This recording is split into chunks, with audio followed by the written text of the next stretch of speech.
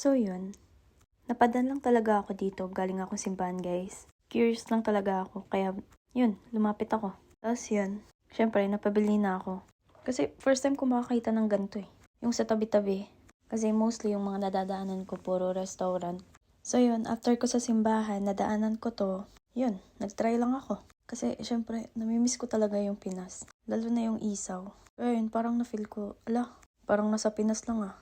May ihaw. May ihaw. Ano ba? Ihaw din. Ganon. Pero syempre, iba pa din talaga yung sa Pinas, no? Hindi ko pa din papatalo yun. Uy, yung amoy palang parang ulam na agad. Charot. Ito kasi usok lang eh. Tapos yun, nung nakakuha na nga ako, bayad na din ako. Yung alam ko lang nga na kainin ko dito yung atay lang ng manok. Ay, baboy ata yun, pero di ko alam. Tapos yun, chili powder lang yung nandito, walang suka. Kahit man lang yung sausawan ba? Wala. Mas gusto ko pa rin talaga yung Pinas. Kung sa pagkain lang ha. Tapos yun, unang kagat. Okay naman, sarap. Tapos yun, tinitingnan ko muna nga bago ko kainin. Kasi di ko talaga alam kung ano yung mga pinagkukuha ko dito guys. Ang alam ko lang talaga dito yung atay lang ng baboy. Tapos yun, so far, so good. Sarap naman siya. Makikita mo naman sa reaction ko eh.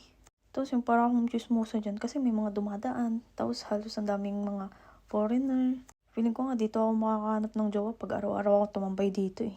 Kasi guys, daming dumadaan, promise. Kaya yun, malikod muna ako, nahihiya ako eh. Wala. Tapos iniisip ko nga yung binayaran ko, mura lang pala. Akala ko kasi ang mahal eh. Tapos yun, nag-iisip nga ako kung iinom ako. Pero sabi ko, wag na lang kasi lalaki na yung tiyan ko. Kasi pag puro beer, kakalaki ng tiyan eh. Tapos dito pala guys sa Japan, hindi bago sa kanila yung mag-isa lang kumakain dito. Kaya nga sinasabi nila bagay dito yung mga introvert. Pero hindi ako introvert guys. Mag-isa lang talaga akong kumakain lagi. Sino na naman kaaway? Charot. Wala, na-enjoy ko lang talaga yung pagkain ko dito. Tapos pagkatapos ko naman yun, umalis na ako. Tapos ito na yung final stop ko. Dito talaga ako lagi sa Akihibara. Wala, nahati ko sa inumin nila dito. Yung sarap eh. First time kong bumili dito na madaming tao. Tapos yun, may magpipicture-picture. Yun lang.